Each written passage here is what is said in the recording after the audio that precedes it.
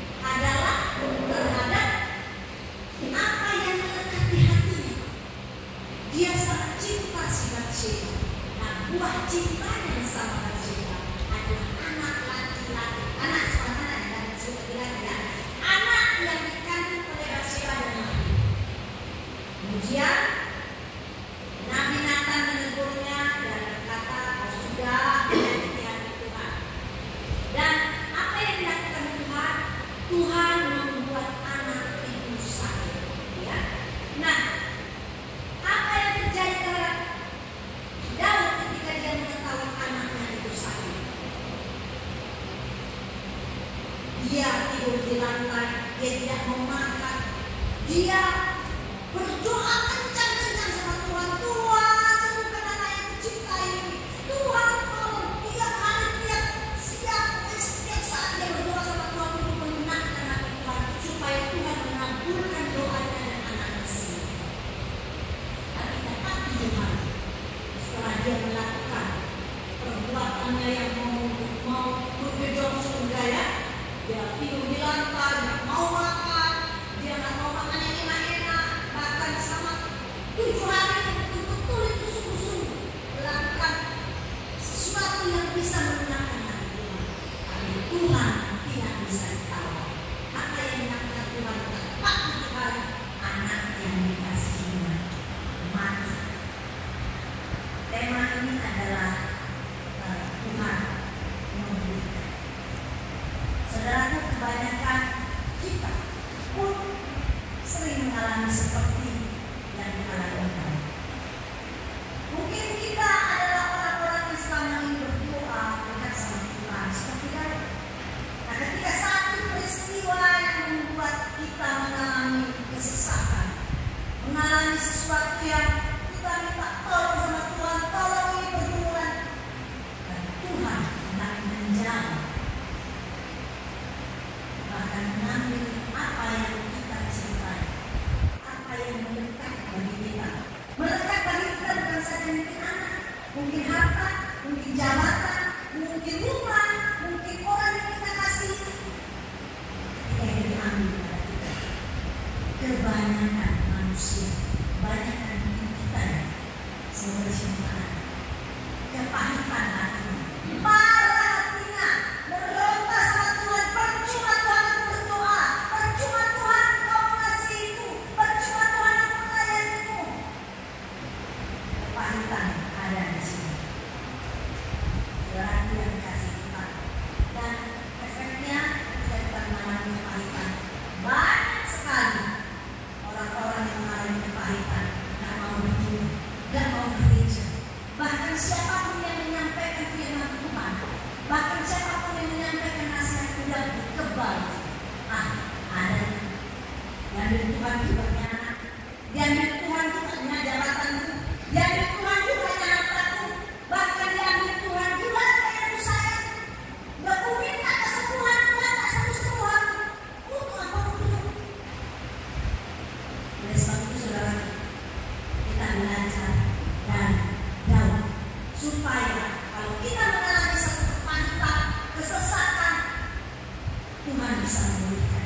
Apa yang terjadi pada Daud? Setelah dia tahu keputusan Tuhan adalah anaknya mati, yang pertama dia bangun dari lantai. Dia bangun dari lantai, lalu Daud bangun dari lantai. Action dia Pak, bukan mulutnya yang action. Kadang-kadang kita kalau mengalami kesusahan, marah-marah mulut kita yang bekerja, merepek-repek, memaki-maki, dan bahkan membuat orang-orang lain ikut bersama-sama kita membenci. Jangan mau gereja, jangan mau gereja. Gak ada itu Tuhan.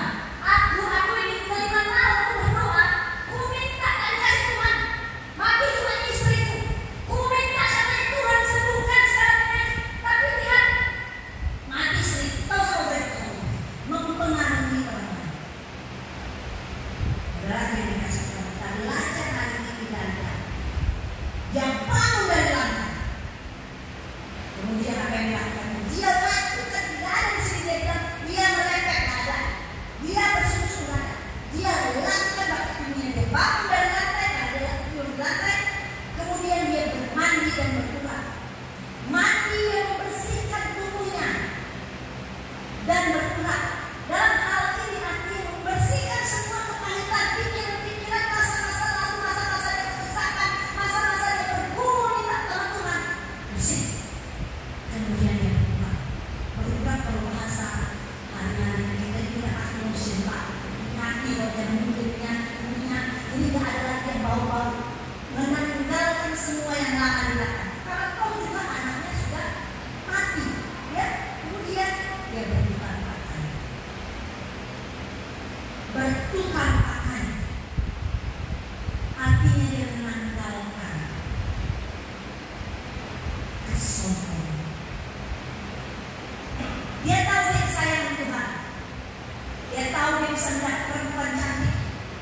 tahu dia bisa mendapatkan anak yang luar biasa dan dia kaya. Tidak gampang kita mendapatkan pakaian Bapak. Dia merendahkan hati di hadapan Tuhan, menanggalkan semua keakuannya, jabatannya, kekayaannya. Dia tanggalkan itu semua. Lantas dia masuk ke dalam rumah Tuhan dan sujud menyembah. Ini yang kita pelajari dengan siang hari. Jangan pergi kemana-mana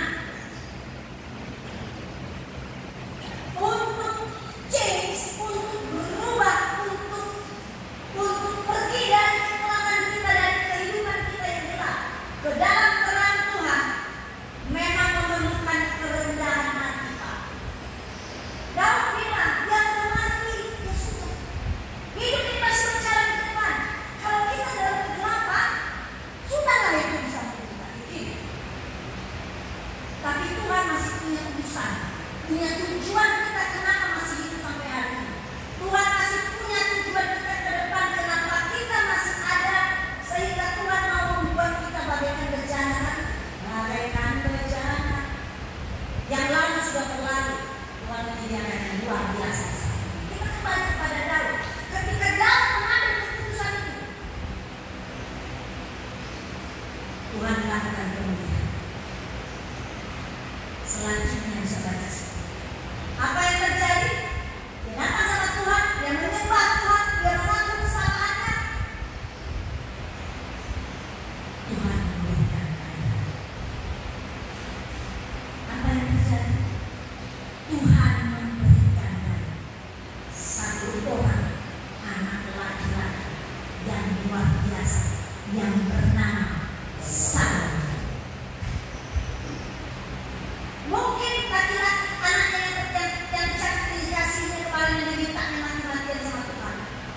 Mungkin kalau itu masih ada belum tentu Saul kemana. Tapi Tuhan memulihkan keadaan Daud. Dia berikan anak laki-laki yang terbaik, yang sampai hari ini kekayaannya Salomo tidak ada yang menandinginya. Dan kepintarannya, hikmatnya tidak ada yang menandinginya. Itu kalau Tuhan melakukan pemulihan. Keluaran 22 ayat 1 itu konsep pemulihan, Pak. Kalau kita hilang satu lembu, ketika Tuhan pulihkan kita dapat 5 lembu, Pak. Bukan setengah, bukan kakinya aja, atau bukan bulunya aja. Kita hilang satu domba, Tuhan ganti 4 domba. Itu kalau pemulihan, konsep pemulihan bagi Tuhan. Kalau kita mungkin hilang, kita punya uang 20.000, kita sudah senang diganti 20.000. Tuhan tidak. Tuhan tidak pernah pas-pasan. Tuhan selalu melebihkan. Itu sebabnya Tuhan itu konsepnya mau berkati. Pertanyaannya mana? Tidak ada, Bu. Karena kita yang tahan. Karena tujuh dan hatimu. Keras kepalanya. Kesombongan, keakuan saya hebat. Tidak laku sama. Takkan pernah ada pemulihan bila itu masih berada dalam diri. Pemulihan terjadi ketika merendahkan hati. Seperti Daud. Daud tak main-main, Pak. Dia raja. Itu sebabnya dia tahu persis diri saya Tuhan. Apapun yang dimintanya sama Tuhan, Tuhan kasih. Ketika dia menyanyinya, dia memuji Tuhan, kelimpahan yang datang. Dan ketika dia lupa diri, sombongan mulai ada. Lupa dia. Ambil istighfar. Dia pikir ambil istighfar lahir anak itu minta lagi sama Tuhan. Dia ambil gitar, ambil kecapi. Dia merasa 1 hari 24 jam, 23 jam dia berkecapi supaya Tuhan senang.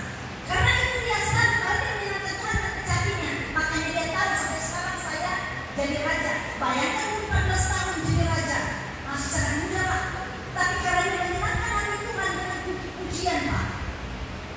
Dan dia tahu Tuhan bisa dididik hati dengan puji-pujian. Maka ketika anaknya sakit, dia ambil gitarnya memuji Tuhan semula anaknya. Aku kan tahu senangnya Tuhan. Kesombongan Tuhan tak suka. Maka Tuhan jijik kepada orang tersebut. Tapi ketika dia merendahkan hati,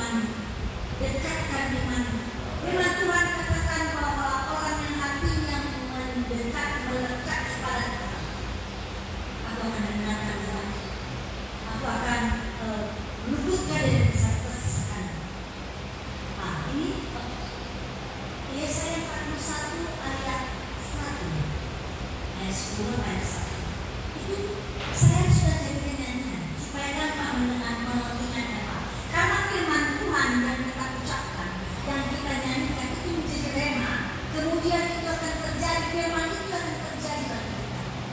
Gini nyanyinya Pak, saya jadikan ini supaya gampang ingatnya. Janganlah takut sebab aku menyertai-Mu. Ini saya. Janganlah bimbang sebab aku ini Allah-Mu. Aku akan meneguhkan, bahkan akan menolong-Mu. Aku akan memegang-Mu dengan tangan kananku yang membawa kemenangan. Nyanyikan Pak, barusan biar jangan garing. Amin. Firman-Mu terjadi bagiku, terjadi Pak. Karena firman mengatakan firman itu yang bekerja, bukan kita yang bekerja. Firman itu yang bekerja, kita mulut kita ucapkan. Firman itu bekerja sesuai dengan apa yang kita ucapkan. Amin. Yang ketiga, Tuhan mau kita bangkit Pak. Jangan lebay, jangan nangis. Nangis Tuhan, mengingat kebaikan. Sudahlah, tutuplah sedihmu, tutuplah semua yang pahit dalam hidupmu. Bangkit. Dan mau mengajar kepada kita, dia bangkit. Ganti bajunya, dia mati dan sekarang tubuhmu yang sudah leka yang mana? Dia makan yang enak. Supaya ketika dia bangkit, ketika dia segar, ketika dia sehat, maka Tuhan boleh pakai dia. Kita ini Pak, setiap kita tujuan Tuhan masing-masing pada kita ada Pak. Sebab itu karena itu masih ada kita hari ini. Apapun yang kau dapatkan hari ini, keputusan apapun, berapa lama pun kau di sini Pak, tapi percayalah setiap kita punya tujuan masing-masing. Tuhan punya sesuatu untuk kita tak sama. Emang menurut saya kayak gini. Percaya pada Tuhan. Ya, jadi tidak ada yang sia-sia, tidak ada yang biasa-biasa yang Tuhan biarkannya. Saya akan mengambil terakhir, saya akan mengambil satu ilustrasi ya Pak ya. Ini kisah nyata ya. Kisah nyata ini terjadi kepada seorang, saya ambil ilustrasinya hampir sama-sama Daud. Dia ini seorang pemuji Tuhan. Ya, dia seorang pemuji Tuhan. Dia kalau dia memimpin pujian, dia memuji Tuhan kerja, bisa puluhan ribu, ratusan ribu orang, bisa sampai dia orang akan mendapatkan lawatan saking jadi memakai Tuhan luar biasa. Keren kan? Keren kan? Tapi satu kali dia punya anak perempuan satu-satunya, cuma satu anak perempuan. Anak perempuan ini ketika dia melakukan kerjaannya, pelayanannya di satu gereja, jangan kasih kalah sama dia. Anak perempuan yang mengalami kecelakaan. Nah, akibat dari kecelakaan, anaknya, otaknya, belakang-belakangnya pecah dan anaknya itu sudah rusak. Sehingga singkat kata bahwa dia dapat anaknya hanya bisa terbaring di rumah sakit, dan ketika dia buka matanya seperti bayi-bayi di rumah, matanya rusak. Dia tak mengenali bapaknya, tak mengenali siapapun. Dia tak bisa bilang mau makan atau minum, tak ada. Dia seperti bayi tapi masih bernapas. Frank namanya bapaknya. Si Frank ini si Mr. Frank ini yakin sekali, dia berdoa sama Tuhan. Dia yakin sekali, aku dipakai Tuhan memuji Tuhan, aku dipakai Tuhan luar biasa. Terbukti itu banyak orang di dalam Tuhan dengan puji-pujian, dengan aku yang memimpin pujian untuk Tuhan, sehingga banyak jiwa-jiwa yang terbawa. Dia sangat yakin sekali bahwa Tuhan untuk kesembuhan anaknya akan dikabulkan. Maka dia berdoa dengan memuji Tuhan pagi, siang, malam, di samping Bapak Ibu anak setiap hari, setiap bulan, setiap tahun, dan berjalan sampai kita. Tidak satu pun dilihatnya perubahan atas anaknya.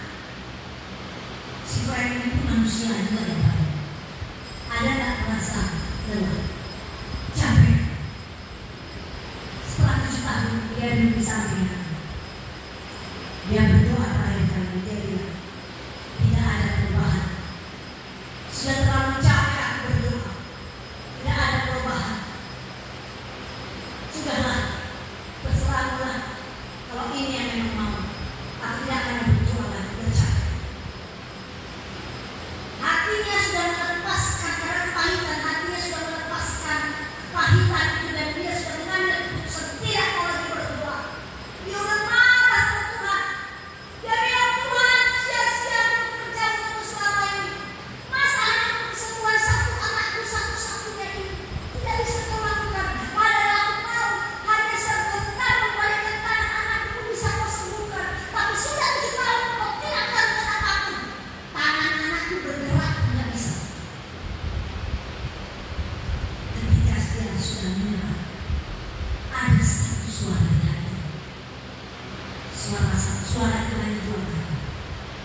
Dia bilang, puji.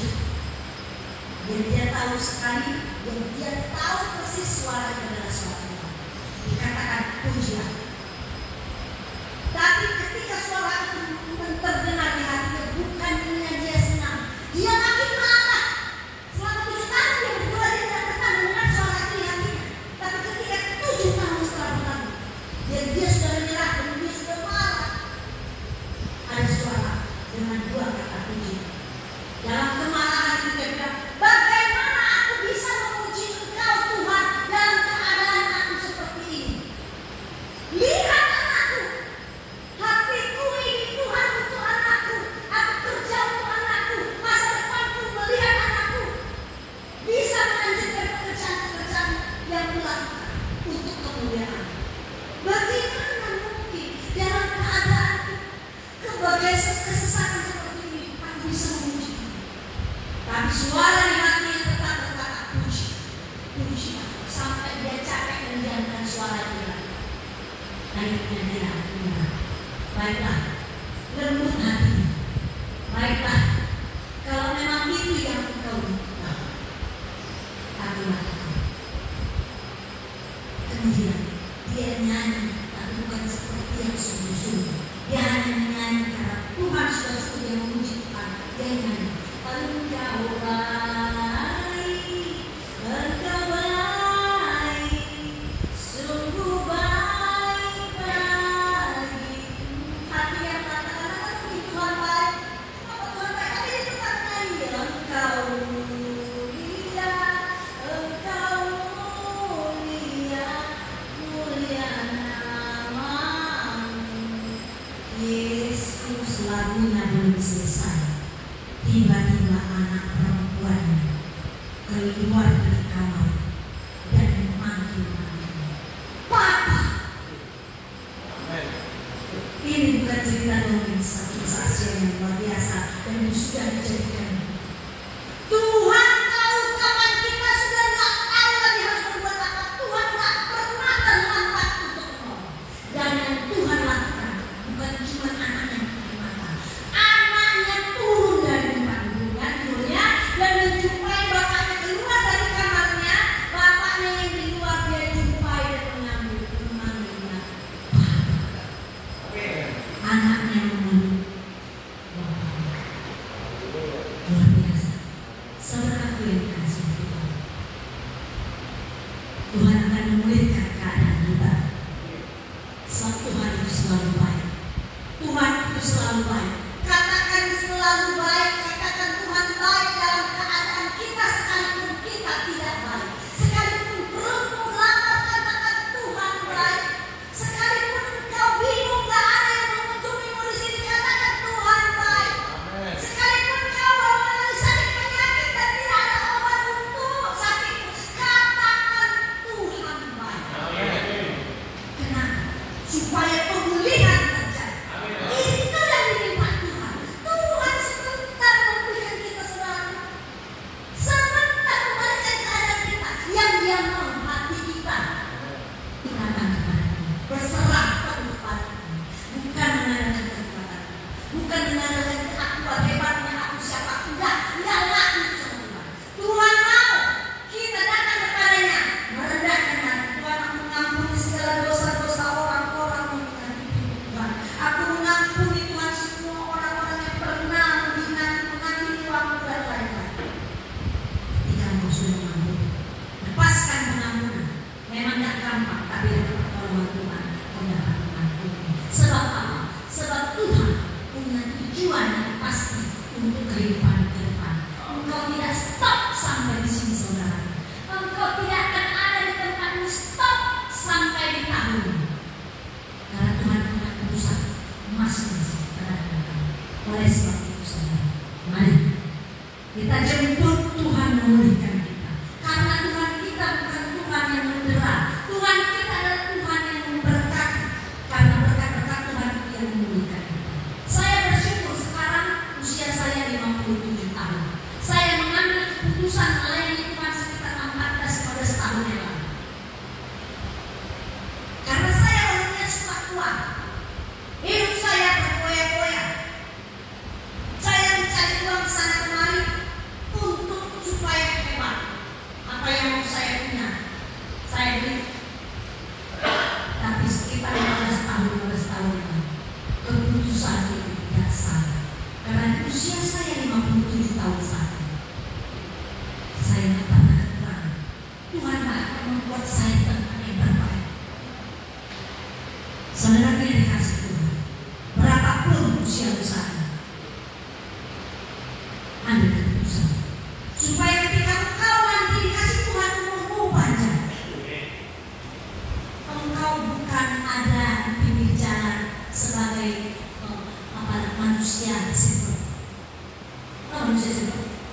meminta-minta kepada karena tubuhmu nggak sanggup lagi bekerja, karena engkau tidak punya kekuatan.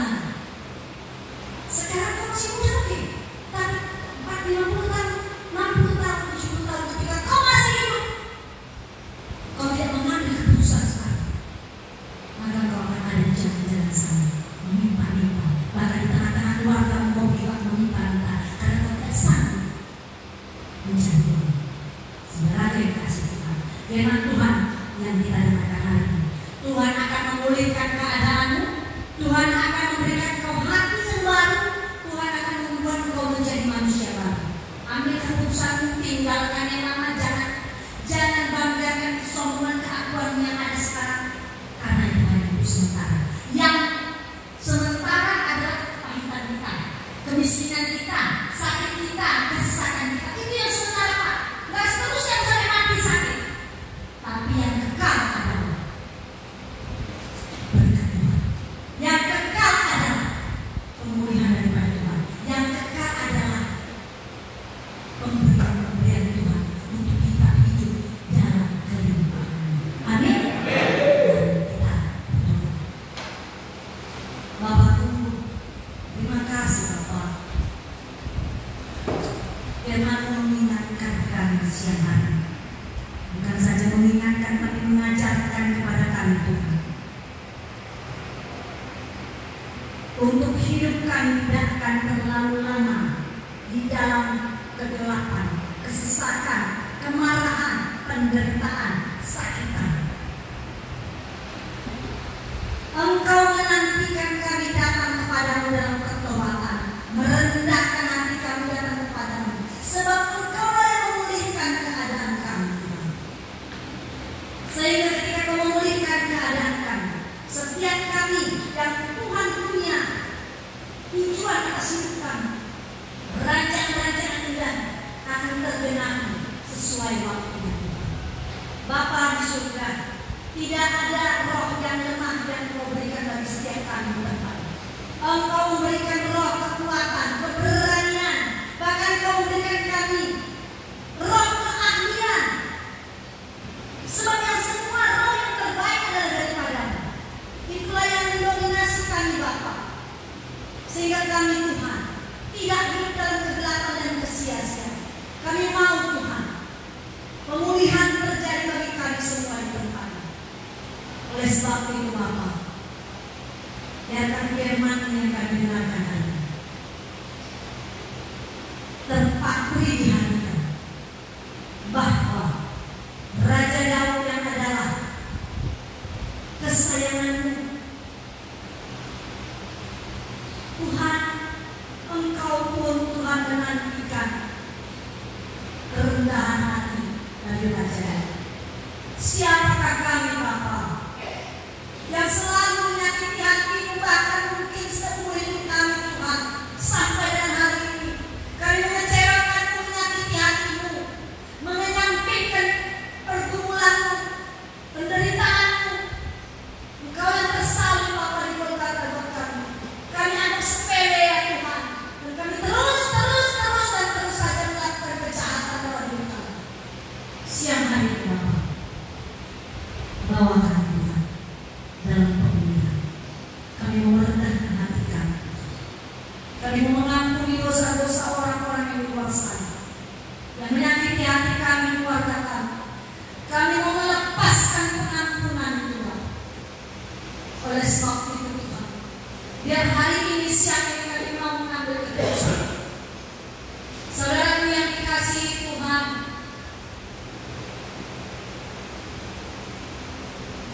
jika engkau saat ini masih mengalami kepahitan, jika engkau saat ini masih belum bisa mengampuni orang yang menyakitimu, keluargamu, dan yang membuat engkau ada di sini, saya undang engkau berdiri di tempatmu, mengambil keputusan di hadapan Tuhan dan di hadapan manusia, merendahkan hati di hadapan Tuhan dan di hadapan manusia, bahwa engkau mau dipulihkan dan merendahkan hatimu, melepaskan pengampunan sebab firman-Nya berkata,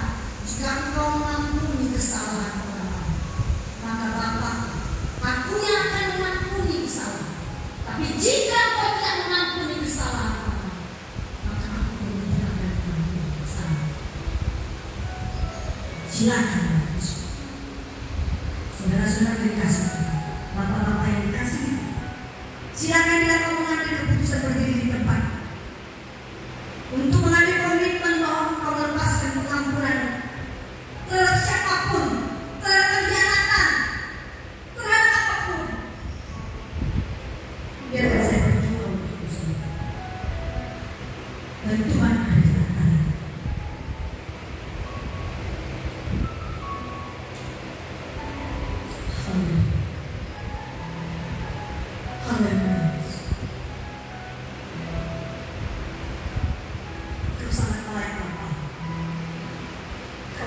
Jiwa-jiwa itu. Siapakah kamu ya Bapak? Yang tidak punya hak menghakimi orang lain. Sekalipun begitu sakit yang kami alami. Tapi siang hari ini Tuhan, di hadapan-Mu Bapak, berdiri anak-anak-Mu yang mengambil komitmen Tuhan, merendahkan hati, berkomitmen mengampuni, melepaskan pengampunan Tuhan kepada orang-orang yang tidak bisa mereka ampuni selama ini. Tuhan Yesus, tidak mudah Bapak untuk merendahkan hati, mau mengatakan Tuhan, kami mau mengampuni supaya Engkau memberikan keadaan siang hari Bapak.